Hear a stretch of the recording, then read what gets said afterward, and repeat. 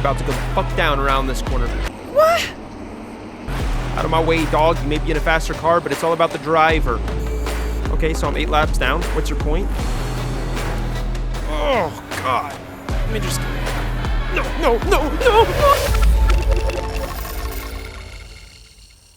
Jumping straight into the race, we are that red car right there, Slipstream Autosports, team number 2 in the car number 8. Car number 9 at the back goes below the apron before restart. As soon as it goes green, car number 7 and car number 358 right ahead are both going to gain a position and pass up our car, which is right here. Currently, Brock Thompson, my teammate, is driving. Lap 1, he started in P7 with a 44.8, I believe it was, for qualifying. And coming into turn 3 or 4, he sends it around the outside of car number 7, holding him tight all of the way around the corner and coming out of there too wide, coming into the fast left-hander, and car number 7 kind of has to back out there.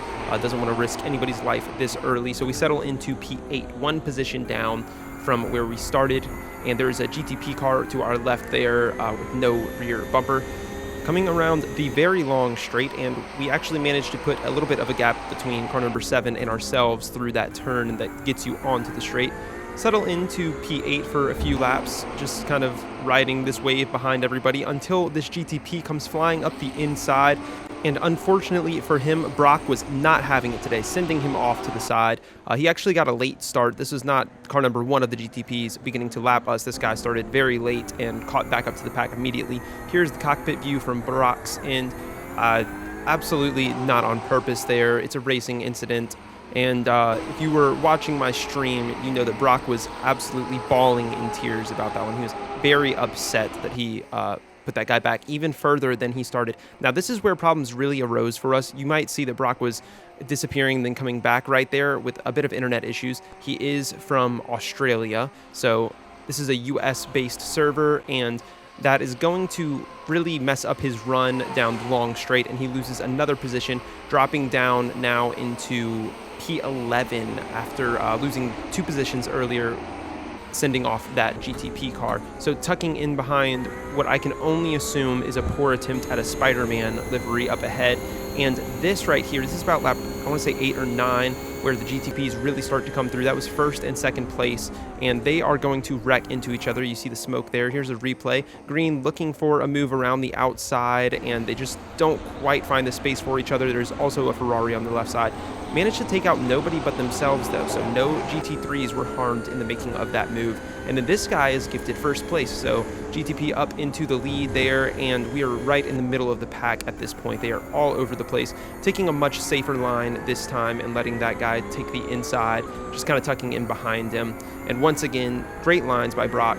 The car up ahead ends up in a weird place. He kind of almost ran into the car ahead of him into P10, so he had a little bit of skip, and that's going to put us right on his tail, still fighting through the faster traffic, and we're going to be right up on this guy's badonk as we come out of the bus stop, soaking up this slipstream all the way through and going to look for a move by Brock around the outside. Not quite going to find it, but we do pick up a position there as this guy just gets bunched by faster traffic behind him into the wall, and that's us passing him by. So no longer have to worry about getting us confused with the other car that has the default livery, as he is now gone. Spider-Man car up ahead, now in P9, has a bit of trouble on entry to the bus stop as he goes side by side with the GTP, and that's going to lose an immense amount of time for him. We get a very good run out of the bus stop and end up going for a move up the inside into turn 1. The Spider-Man car releases the brakes early to try and make it work around the outside, ends up losing traction, and Brock is going to send it through the inside, gain that position up into P9. You'll see the 2 cars ahead. We're going to fast forward about 10 laps, and Brock has caught up to 358, who originally started in 1 position behind Brock, so he knows he can put in a faster lap than this guy, and has done so for the past few laps as he's closed that gap of about 1.5 to 2 seconds. Faster traffic coming through as we enter into the infield, and that's going to slow both cars down. 358 has to let that guy around his inside, and we have to let a car around our outside, so don't really lose too much time to our little friend here in car number 358. Next lap coming around, and we're just as close as we have ever been to this guy.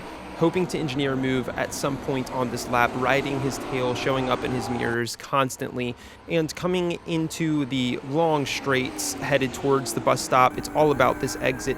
Fortunately, Brock gets an absolutely fantastic line coming out of here, but this is where we are going to see the absolute sheer power of the BMW, as on a straight without a car in front of it, it just leaves the Porsche in the dust with a, I want to say a less superior or an inferior run out of onto that straight. Coming through the bus stop once again, I want to say Brock had a smoother line through there, but immediately 358 starts to pull away, and that gap never really comes down at all. So he is just hustling in this thing. Whatever setup he has going is sheerly built for speed. Now, we're going to cover exactly what's happening here because there's a lot going down. Ends up with Brock in the wall here. So let's back it up and see GTP up our inside. 358 actually swerves a little bit to the right there to avoid the car behind, and ends up going into the front of us. Now, I can't defend that rejoin at all, but I will say that that initial move I don't believe was our fault. End up having to let the entire field pass before jumping back onto the track in about last place. Thankfully, those two GTPs were ghosted out. Otherwise, I'm sure they would have gone straight through us. We did have damage, but we didn't repair it, even though we pulled into the pits to repair it. So we're down a lap already, and we're going to have to pull back into the pits. Second early pit stop for us. You can see fast forwarding times 16, repairing the damage, our car growing longer. And we re-enter the track now behind this GTP about 3 or 4 laps down from the rest of the field. So it's not looking fantastic for us. Brock did manage to put in some great laps, eventually a 44.9 before pulling into the pit after 2 full stints and allowing our other teammate Jeremy into the car. So Jeremy is starting his stint. At this point, I believe we are a solid 4 laps down from the leaders, and from some of the pack we're about 2 or 3 laps down. He joins right in front of this Ferrari, and that wouldn't really change much. This is 3 laps later, or 4 laps later, and same car in front, same car behind, just kind of cruising at a 45.8 until he starts disappearing. And at this point, we noticed we couldn't talk to him anymore, so he disconnected completely, and the car disappeared for about 2 minutes. We eventually towed it back. He got to set in about 4 laps before I hopped in, and another problem arose. I am not swerving to heat up my tires. I'm swerving in astonishment at the fact that my Moza has no force feedback. And if you've ever driven force feedback, especially after driving with high force feedback for a while, it is an absolute pain. So I pull over, restart all of my gear, and back onto the road for my first time out on Daytona in an actual race, with working force feedback, and about 5 laps down at this point, maybe even 6 from some cars. So definitely not looking too competitive at the moment, but it is a 24-hour long race. End of my first lap, and this blue car bounces me to the right into the red and white one, which sends me spinning. Lose about 10 to 15 seconds there. End up joining the track behind car number 7, who is the one that Brock made that fantastic move around at the very beginning of the race.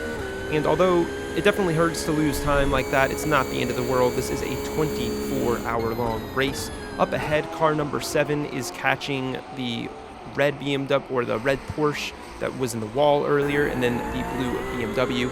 And these guys actually were on the leading lap, or about a lap down. They were barely on the leading lap. Meanwhile, myself and car number 7 are both down significantly. I'm not sure exactly what happened to that guy, but something. He was a lap ahead of me, I believe.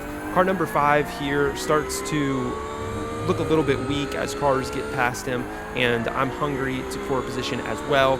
Up ahead, the gap is opening up as I am having to overslow through the infield, and I really should have been trying to make a move on the infield, as I know the BMW is faster on the straights, but fortunately this guy just kind of hands us this position, not really putting too much of a fight up, which is a good and a bad thing. We all love a good fight, but we also love a position and not losing too much time.